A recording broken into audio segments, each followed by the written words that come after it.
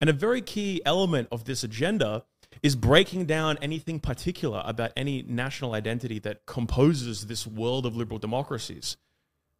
So this is actually, what this is, he's pretending to be, oh, I love Australia, I defend Australia. But he doesn't actually love Australia. He loves liberal democracy, which is an ideology that has been pushed on Australia from without. It isn't, at least in the way that it's been interpreted in the post-war international order, an ideology which says it doesn't matter if you're Australian or not. Everyone is of equal value.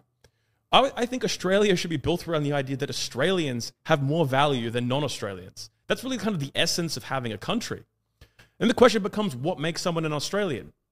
If any random person can just be issued a document saying you're an Australian and they just kind of show up, maybe they got a university degree or something, and we say, well, you can be an Australian, you can kind of speak English, I guess, and you're going to sign off this piece of paper that says that you agree with our supposed values, which again are these banal universalisms.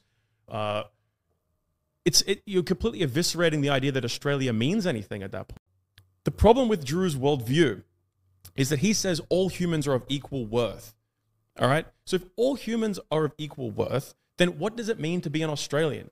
Because then what's the difference between an Australian and someone who lives in another country? Aren't all humans of equal worth? At that point, we have no point of determination. We just arbitrarily live in this geographical, political area, and they live in... Why even have separate countries? Why not just amalgamate all the countries into one world government at that point? What is even the point of maintaining separate countries?